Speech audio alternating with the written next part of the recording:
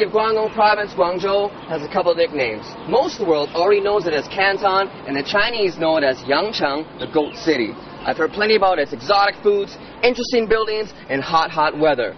Welcome to Travelogue. I'm Chelsea, and now it's time to explore Guangzhou.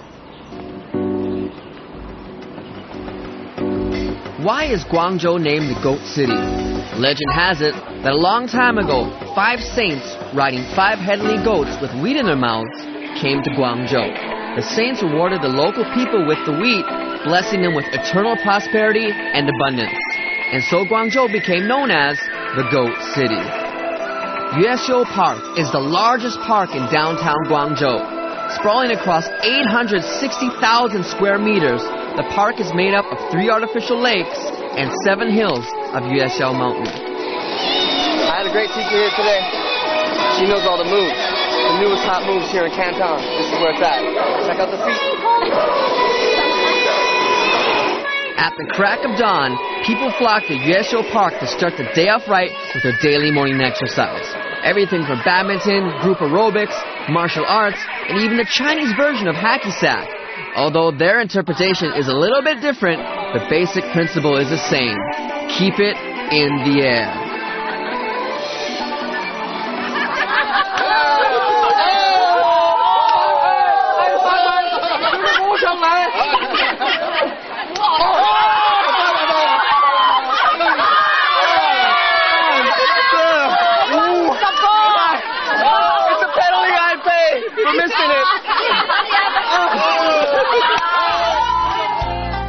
Guangzhou is one of the 5 national central cities. Located in southern China on the Pearl River, about 120 kilometers northwest of Hong Kong, Guangzhou is a key transportation hub and trading port. A whopping 14 million people live in this huge city divided up into 12 suburbs. Western visitors to China sometimes ask, where is Canton? For many foreigners, Canton is Guangzhou City. But Canton has also been confused with the province of Guangdong, a blunder among English speakers inherited from the old times. It's believed that when the first European settlers, the Portuguese, arrived, they named the city as Canton, derived from Guangdong province. To make things simple, Canton is Guangzhou City, and Guangzhou City is in Guangdong.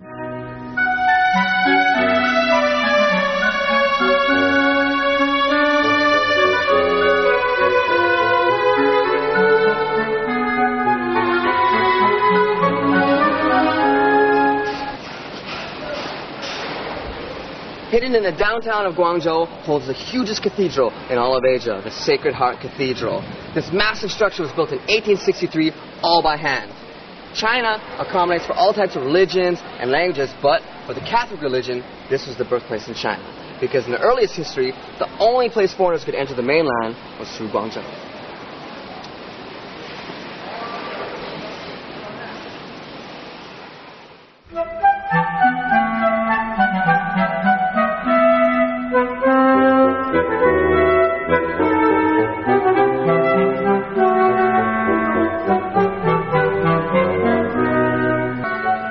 At the facade, it's hard to imagine this all-granite structure was constructed entirely by hand.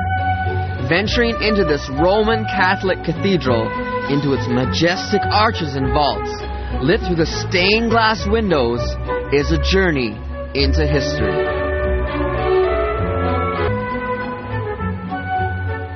Another great thing about the Sacred Heart Cathedral is that it's like most churches around the world. It's free. One thing to remember, that if you want to see the inside of the cathedral, it's closed from 11:30 to 2:30. Not to worry, outside there's plenty to see. For example, the special touch of the Chinese stone lions.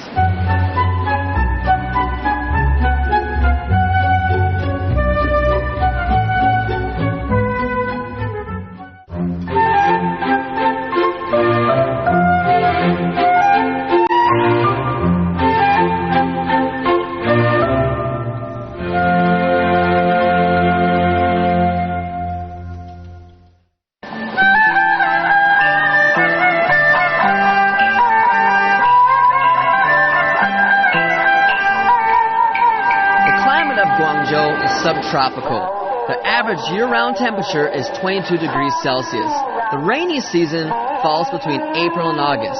This also, by the way, is typhoon season. The best time to visit Guangzhou is between October and December.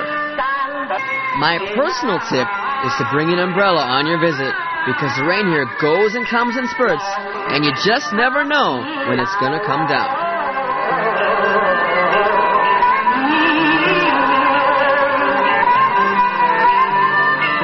We now venture into Old Guangzhou, also known as Liwan District, to the Shamian Island. It's filled not with Chinese buildings, but with Western architecture. During the Qing Dynasty, Shamian Island was divided into the British and French concessions and was a small European enclave. Today, many Victorian-style villas and other Western-style buildings survive here. Located right beside the Pearl River is the Shamian Island. It's not actually an island, but in Chinese means sandbank. And right now it's already connected to the rest of the city by several bridges. And from the mid-18th century to the mid-19th century, this was the only place where foreign merchants were allowed to live. Of course, these days, you can roam around freely in Guangzhou. If you have trouble finding it, don't worry, because it's located conveniently beside the White Swan Hotel.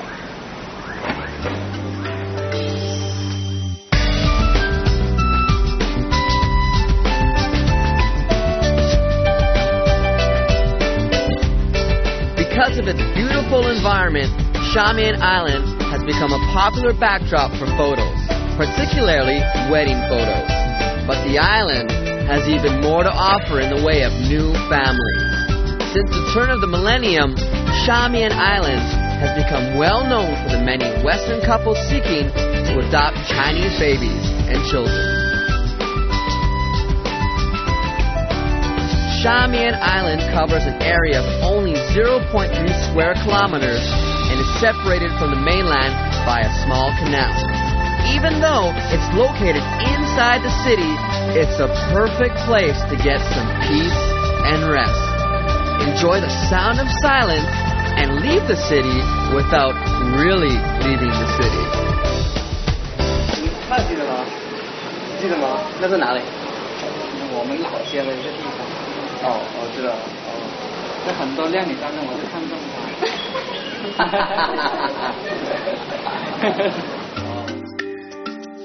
Living in a hot and damp climate, 365 days a year, the people of Guangzhou have well-adapted lifestyles. In Guangzhou, there's a specific type of architecture called qilo, which are more or less arcades. The shape of these arcades mimic the front legs of a horse, forming an inverted U shape. The arcade covers the sidewalk so people are always protected from the rain and sun. Qilo arcades can be found in the Liwan district of Guangzhou and many of the other old districts. 鸡子汤茶。什么？鸡子汤。鸡子汤. Oh, this tea is called 鸡子汤. I don't know how to say in English. Let's check it out. Oh, 好苦啊！这个是刚搓下去的一点苦，等一下10分钟你就是甘甜的喉咙。Oh, after 10 minutes, I'll be cured. When traveling around China, one important thing to note is, when in Rome, do as the Romans do, especially when it comes to eating and drinking. For example, this tea will help replenish your body as you slowly adapt to Guangzhou's weather. Always be open to try new things. The primary language in Guangzhou is Cantonese. It's considered a prestigious dialect, so if you want to learn it in its purest form, Guangzhou is the place to be. However, Standard Mandarin, or Putonghua, is also widely spoken here due to the influx of migrants. As with elsewhere in China, Standard Mandarin is the only language used in schools, so it's fluently spoken by today's generation in Guangzhou. Even within the fast economically growing city of Guangzhou, there's still a lot of history buried deep within. For example, these buildings here behind me were built by Westerners back in the day. And you know, one thing I've noticed that when you come down to the Dongshan area, there's a lot of one-way streets winding in and about. So the best way, if you want to check out the scenery and all the buildings, come on foot. In 1906, missionaries from the U.S. settled in Dongshan, working, buying homes, and building churches, schools, and hospitals. During the Republic of China period, from 1911 to 1949, some military officers and government officials also began to build villas and mansions here. This gave rise to many exotic-looking and luxurious Western-style buildings. Inside Dongshan, there are schools, residents, stores, and everything needed to support a small community. While wandering through the streets, I unexpectedly stumbled upon an interesting small store. Actually, this is a sign here for you can actually live inside these buildings. If I move to Guangzhou, I'll move here. Actually, oh, hey, this little cat. Hey, meow, meow. Hello, meow. You can find all types of things inside these old buildings. Look at this little store. Although the store doesn't seem to fit me, actually, it's pretty cool. Today we are in luck because the store owner's friend is having a get-together party in a nearby house. Just what we were hoping to see, the typical houses of the Guangzhou area. Oh. Ooh. So where are you taking me? Oh, yeah? Oh. Whoa. 3层啊. Oh, exciting. Let's check out what's inside. Oh. Wow. Oh, so this is what the old places are like. Crazy. You look at the roof. Got high roofs. Man, it looks like super people live here. Huge people. Yeah, let's go check out, see what else is happening here. Oh, there's one room in here. Looks like a photo studio in here. I assume it's a photo studio that they're using this for. Man, these old houses really open up your eyes, you know what I'm saying? Alright, we come over here. Here's the kitchen. And this room over here should be the place where whoever was working for the family used to live. You know, coming from Beijing, I've seen the old traditional courthouses, and then coming down to the south to see these Western-style houses is totally different. And I've heard that the overseas Chinese went over to the West, and they came back to build these type of Western houses. Whew. They're big.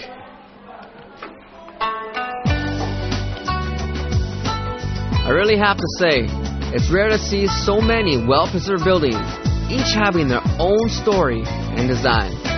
Every building in the Dongshan area was built a long time ago.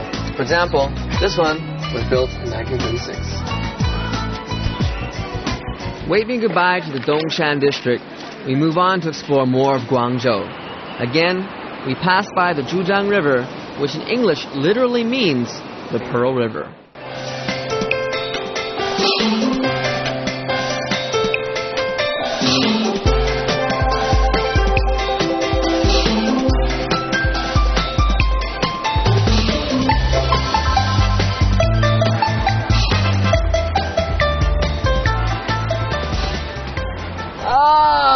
Good morning! A little later than I thought it was.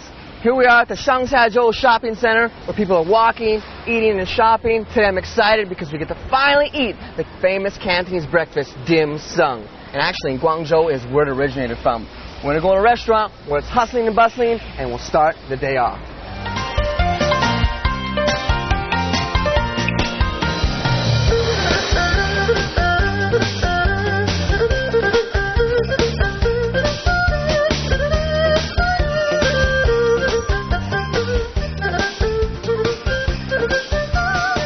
I've previously had dim sum in the Chinatown of Canada, so I'm anxious to see the difference between authentic Chinese dim sum and the Canadian version.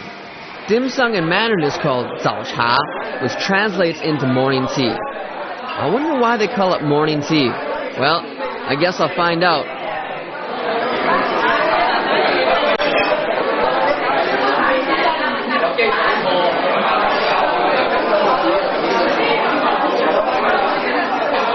Actually, you can eat dim sum at just about anywhere in Guangzhou, but we chose to find one of the most famous dim sum restaurants in the entire city. This restaurant has been here for over 100 years. Right now it's a little bit after 10 o'clock. Usually dim sum here lasts from 10 to 12. If you hear that, man, it's loud in here. Everyone is talking and talking. There's people, old guys, ripping through newspapers, people hanging out, just having a good time. It's kind of strange to think that on a weekday at this time, there's so many people here. For me, it's just lunch, but for them, this is a lifestyle. I think I might be the youngest kid in here. Anyways, this is the real dim sum atmosphere.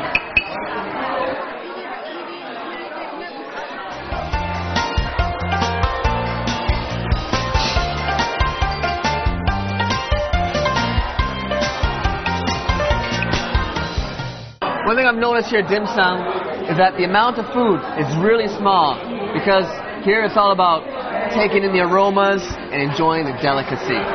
For example, there's some of these plates I've seen before, the steamed buns, the tarts, the boiled pancakes, and actually it's all really cheap here. The most expensive is 16 kwai, the cheapest being 5. But there's one thing that I think most Westerners have never tried, and that's this. You guess what this is? It's chicken feet. Well, there's only one way to find out.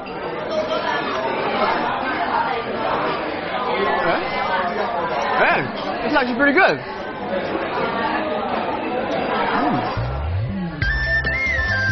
Now for a quick tip on dim sum table etiquette.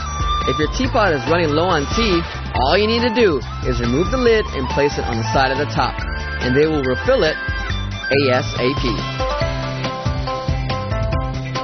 Guangzhou is home to the unique Lingnan culture. Originally, the word Lingnan referred to Guangdong, Guangxi, and the north of Vietnam. Here in the Shangxiajiu Street, Lingnan influence is everywhere, from the Qilo architecture to the countless Lingnan specialty stores. Spread over 1.2 kilometers and with more than 300 shops and 100 years of history, Shangxiajiu Shopping Street is one of the busiest commercial streets in China.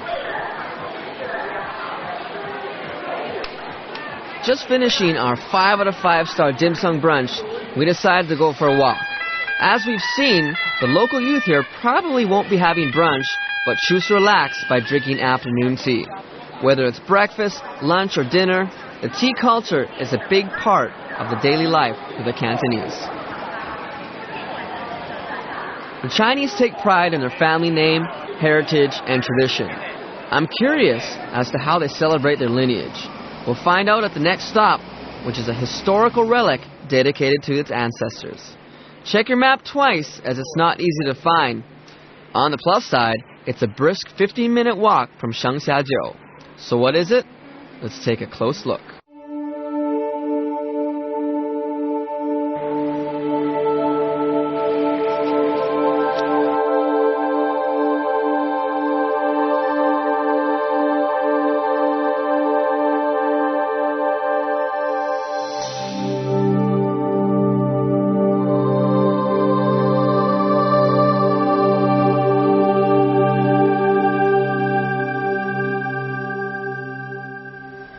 Chun Clan Academy, also known as the Chun Ancestral Hall, was built in 1894 in the Qing Dynasty.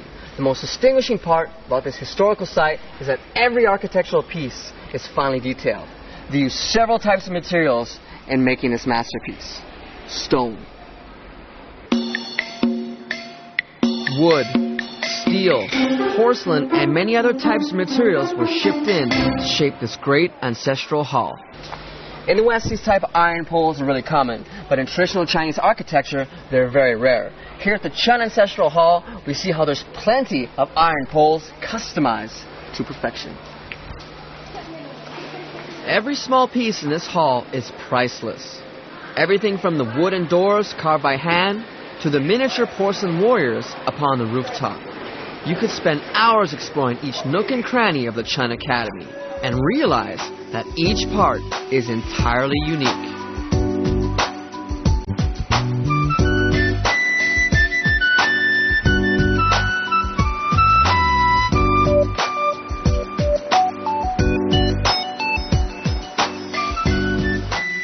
Apart from the beautiful outside architecture, inside also has many things for us to see.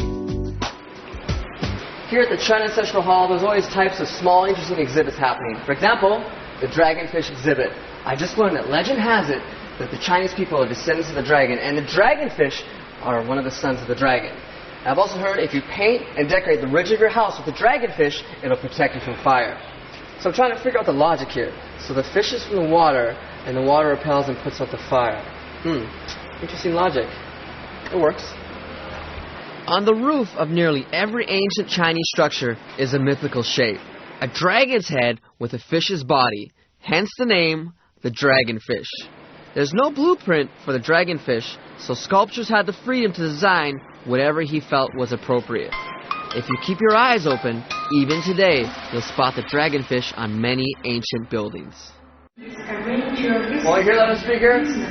Well, we had a great time here. It's almost 5:30 and it's time to go. At only 10 quiet ticket, there's a great bang. Goodbye.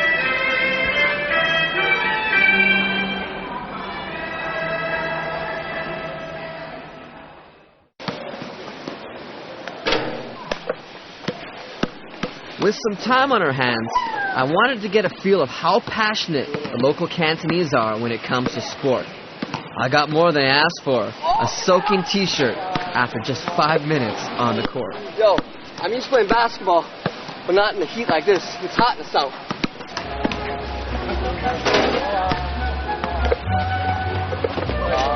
Hey! Whoa! Oh! The rules are a little bit different than I'm used to, but I'll adjust. Whoa! Rick!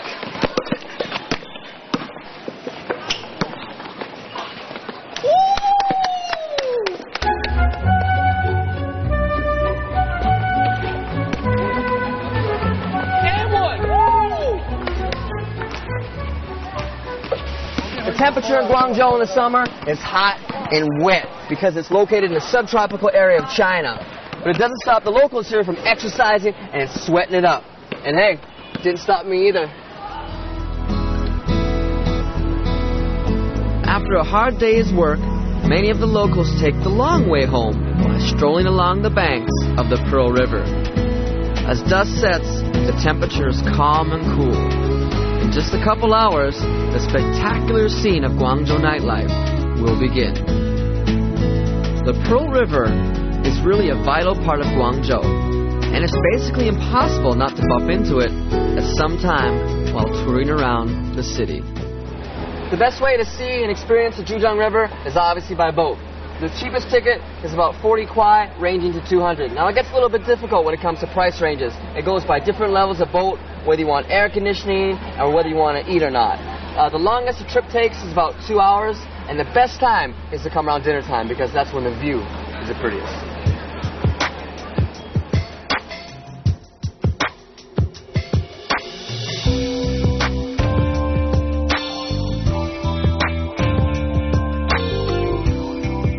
I can't believe we packed so much in just one day in Guangzhou. Guangzhou is famous for foreign trade and business and holds China's largest trade fair, the Canton Fair. However, in between the seemingly endless skyscrapers, shopping malls, and building sites, there is a lot of Chinese culture and history. It's amazing how much the city actually has to offer. As the capital city of Guangdong Province, the Cantonese culture is deep and rich. Yet, Guangzhou also retains its own special charm. My favorite part of Guangzhou has to be the people. The Cantonese people are very friendly and willing to go out of their way to help. Also, no matter where you go in Guangzhou, the service is always tip-top. Whether it's taking a cab, buying a magazine, or sitting down to catch a quick bite, as soon as you step through the door, you will be greeted with a smile and the ideal of the customer is always right. Thank you. The people here in Guangzhou really take the time out to chat, relax, and just simply enjoy life. Whether it's playing chess in the park, badminton in the streets, drinking cold tea, or eating dim sum, the Cantonese people really understand that their health comes first. The architecture and gardens here has a big Western influence, so if you're not careful, you may be fooled that you're not in China. Guangzhou is a unique and one-of-a-kind city not to be missed. But there's still lots to explore here, so we'll talk to you soon. For Travelogue, I'm Chelsea.